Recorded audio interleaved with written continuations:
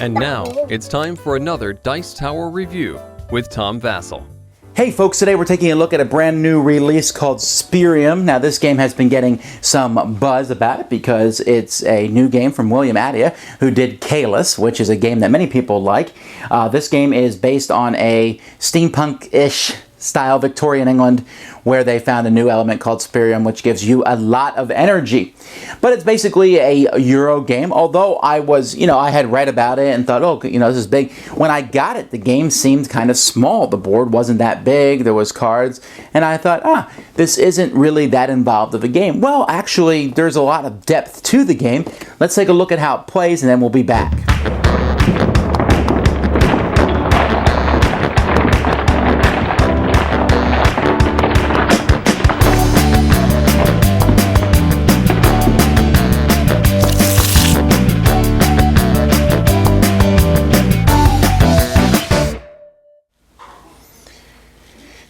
The object in Spyrium is to get the most victory points, which I'm sure is a big surprise. The game actually revolves around getting this Spyrium here, which is not any victory points at the end of the game, but will be used during the game to get points. There's also money in the form of pounds. Players will start with 3 workers, although you have a chance to get more of them over the course of the game. Players are going to have a starting card here, which tells you what you start with. You start with 3 workers, you start with 8 pounds, and you start with 2 Spyrium. The game is going to take place over the course of 6 rounds. There are 3 decks of cards. Deck A will be used for the first 3 rounds, Deck B for the second 2, and Deck C for the last round. In each round, the rounds are going to be played basically the same way. Essentially, you're going to take the top 9 cards from the deck, and you're going to place them in a 3x3 grid like this. These cards are going to either be blue buildings, green technologies, or people, or personages. And then the phase will begin. Once those are out, players are going to get income based on where their token is on the track. Everybody will start here with 2 income. Players' discs also start here in the part 1 phase of each round. This phase is called the placement phase. And then starting in turn order, players are going to take 1 action. Now, you can take an action here from this placement phase, or you can move your disc over here to the activation phase and take one of those actions. Once you move your disc over and start taking activation actions, you can no longer take these. There is 1 action that can be done in both phases. But in this phase, mostly the actions are either to do the event or to place a worker. Now, placing a worker here in the table, you can place one of your workers off your card between 2 cards on the board. You can place them if there's, for some reason, if there's a card gone, which can happen as cards are taken, you can place it between a card and an empty space. You can't place it here. You wouldn't want to anyway. So as the game progresses, players are going to be placing these little guys, workers, meeples, between the cards. You can place as many as you want between any card. And so that's how the game will start as players are placing those. Once players move to the activation phase, they will be able to pull these workers off. When you pull a worker off, and you place it and you cannot use it anymore that round, that worker, you can do one of 2 things. If you pull it off, you can pick one of the cards that it was next to, so I'd pick this one, of course, and then count the number of other workers next to that card, and that's how much money you get. So if I pulled this worker off here, I'd get 1, 2, 3, 4, 5 pounds. Another thing you do is you can use the card that you're next to. In that case, you must pay the cost of the card, which is in the top right-hand corner. You can see this one here is 6 pounds. Plus 1 for each worker. So using this card here would cost 6, 7, 8, 9, 10, 11. A fairly expensive price.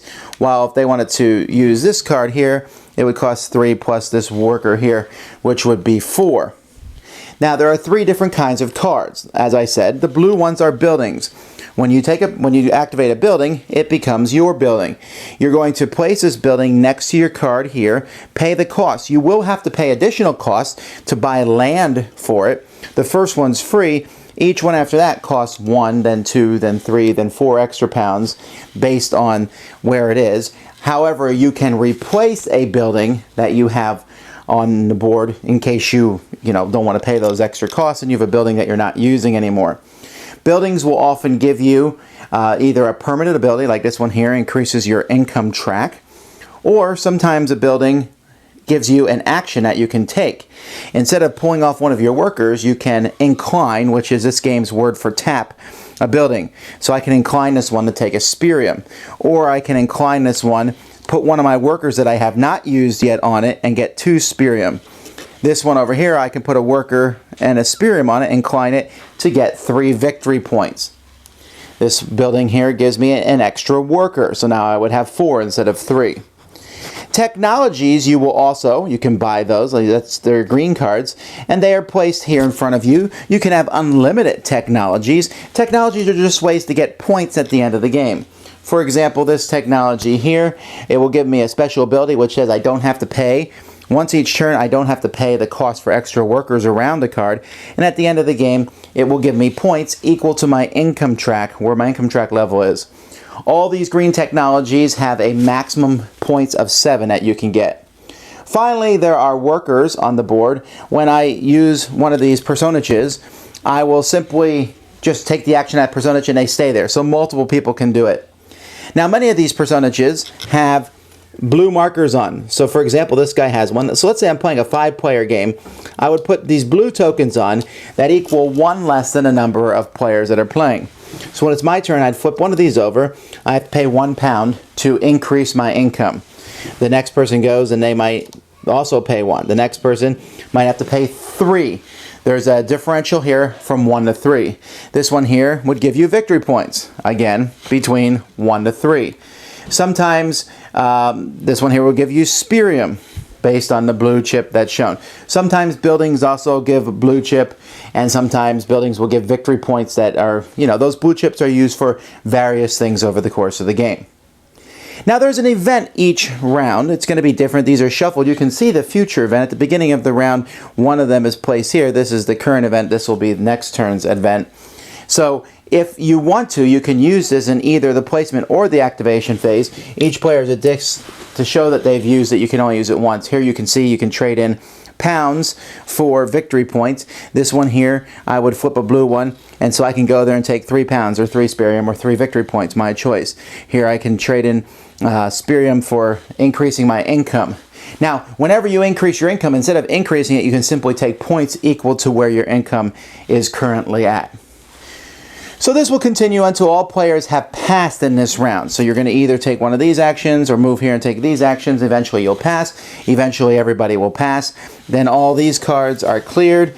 We draw more cards and place them out. As the game progresses and we move into B and C, the cards will get more powerful. As you can see here from the C deck, here's a card that's simply worth 12 victory points, will cost 10. There's lots of these cards. There's, here I can trade in, if I have 2 workers and 5 Spyrium, I can get 15 victory points. So there's a lot of, the cards at the end can be very powerful. At the end of the game, after we've gone through 6 phases, the person with the most victory points is the winner. You can't turn in Spyrium or money for victory points. However, most of the buildings that players have built are worth a certain number of victory points in the top left-hand corner. This game certainly, like I said, has some really interesting things going on and involved with it. The mechanic of putting the cards out and placing your workers in between them and pulling them off is a mechanic I really enjoy. I enjoy that. Put a lot of workers around someone, that makes it very expensive to get that, but at the same time pulling it, then you can pull it off and get a lot of money. And there's that little bit of, not push your luck aspect, but kind of like a chicken aspect, or who's going to go into the activation phase first, because you can go in faster than other people and maybe get cards you want, but at the expense of not using all your workers and not being able to place them all to use them for benefits later on. There is some luck in the game turning those blue chips over. Occasionally, you'll turn one over for 3 and you have to pay more than you wanted to at that point in time, or you're trying to get points and you're hoping for a 3 and you get a 1. They're evenly spread, but it is what it is. I like the events, how they're featured. You can see them coming. The events do different things. My only concern was that there's the events and even the decks of cards are going to be the same as the game goes on. You don't use every single card, but in like the C deck, you do use all cards. But I wouldn't be surprised if Asmodee and Istari already have promo packs that you can buy that you'll be able to add more events and more buildings to your deck.